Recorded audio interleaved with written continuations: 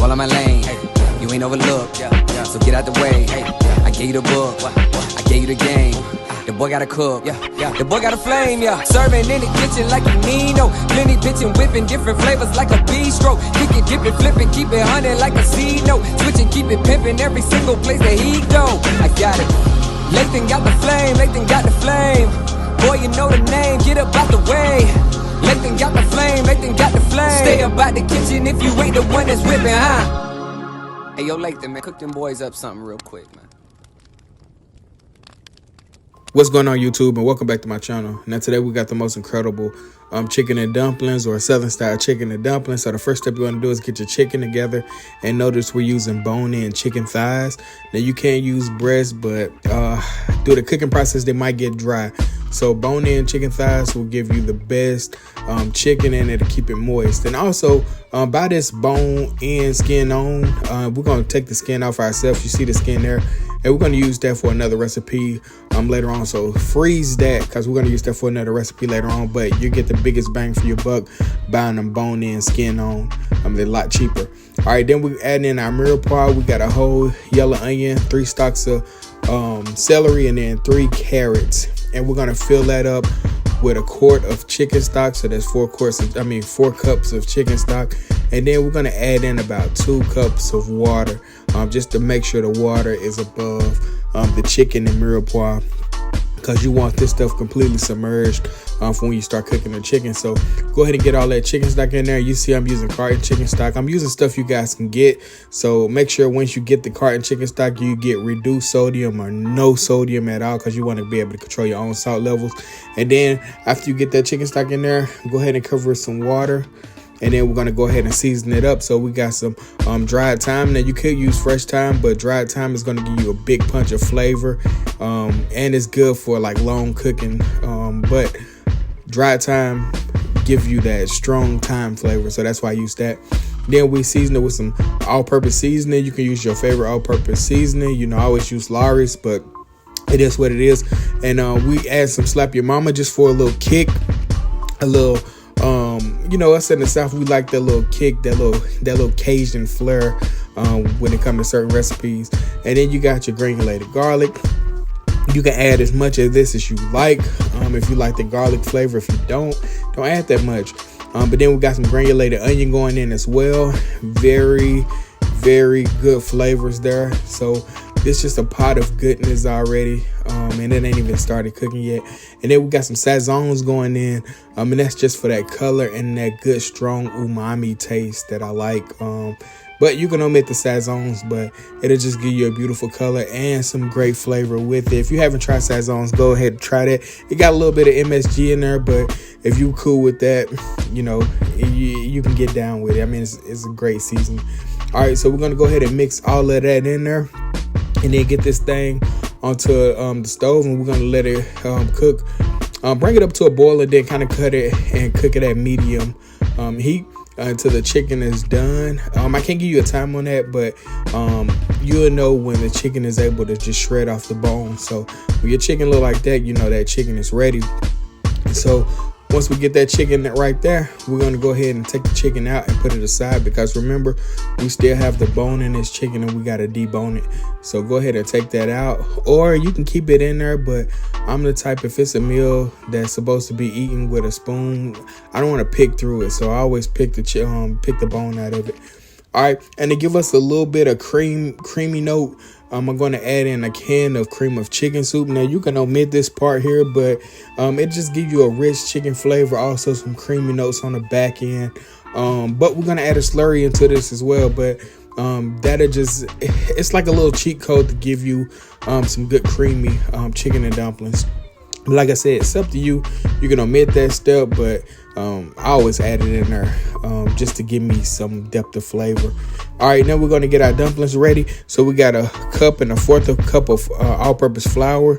So that's 1 cup and a fourth of a cup of all-purpose flour. That's 2 teaspoons of baking powder. Then we got a half a teaspoon of kosher salt. We're going to mix that up with a fork just to get that all incorporated.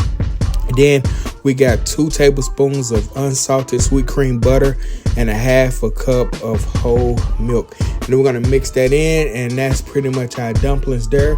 So go ahead and mix that in. Now, you don't want to work these dumplings too much because you don't want to activate that gluten and make these dumplings tough. You want these dumplings to be like little bitty pillows. So get it incorporated in the bowl and then immediately put it out onto the table and begin to knead it a little bit and roll it out. Like I said, you don't want to overwork these dumplings, and you want to roll them out once and cut them all at once instead of folding and recutting, because like I said, you don't want your dumplings to be tough. You want them to be almost like little pillows. All right, so once we get them kneaded, and I'm just kneading it to bring it all together and getting all that flour incorporated into the dough. And once you get to that part, you're going to add a little more flour on there just to keep it from sticking. And if your dough seems too wet, add a little more flour to the mix. But with that ratio I gave you, it should be perfect. Then put a little flour on your rolling pin and begin to roll that dough out. And just make sure it's not sticking to the table as you roll it. Because if it sticks, when you get to cutting it, it's going to be hard. Like I said, we're rolling it all out until we could just cut them. And they don't have to be uniform. They can be really rustic, but just make sure they're uniform in size. But as far as shape, they don't have to be uniform because chicken and dumplings is a classic Southern dish. And it's really rustic, and it's like a comfort food. So these things don't have to be even in size. I mean, even in shape, but just make sure they're even in size so they all cook at the same amount of time. All right, so then once we debone the chicken, we just let the soup simmer with the cream of chicken soup in there.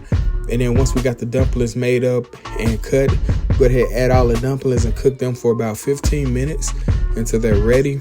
And then we're going to go ahead and add our chicken to the mix once the dumplings are done. Look at that. They already look beautiful. Like I said, your soup is a little bit thin, but we're going to thicken it up with a slurry. But go ahead and add your chicken into there. And using chicken thighs, like chicken thighs are so forgiving. So even if you overcook your chicken, it's still going to be juicy and tender and succulent because chicken thighs are very forgiving. It's just the miracle chicken. It just takes so much, but they always keep their integrity. And always taste as you go. And I tasted and realized, hey, I need a little bit of black pepper for a little bit of kick. But that's the part when you get to it and you realize you can personalize this to your taste. And once we add the black pepper, go ahead and add some dry parsley. Not too much for flavor, but for a little bit of color through. But dry parsley does have a bit of a flavor. Like fresh parsley have flavor too. Some people say it tastes like nothing, but it does have a distinct flavor, and it's very good in certain dishes. So you see, I added the black pepper and the dry parsley to this mix. And these chicken and dumplings pretty much are ready. We're just going to go ahead and tighten up the soup and make it like a stew consistency. And that's where I took a tablespoon of cornstarch and a tablespoon of water. And that is pretty much making a slurry. And we're going to bring that those chicken and dumplings up to a boil and begin to add the slurry in there and stir as we're adding so it don't clump up. And look at it. That's beautiful. And that's where you want it at. And so now it's time to plate. So we got our cornbread going down. And then, like I said, I am going to do a cornbread recipe for you guys.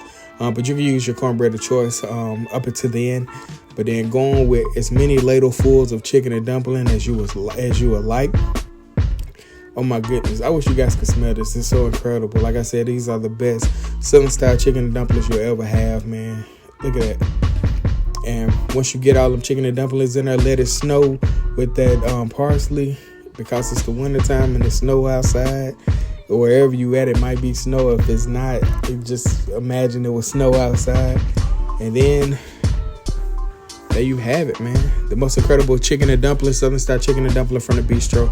I want to thank you guys for checking this video out. It's a very classic dish, very incredible dish, and you'll love it. Pretty much just comfort food, something you grew up on. But thank you guys for checking this video out. I'm loving all the new attention we get to the Bistro. You guys are part of the Bistro family, and I love you guys. And every Thursday, we popping out with videos, man. Like, comment, share, subscribe. The most incredible chicken and dumpling from the Bistro. I'm out.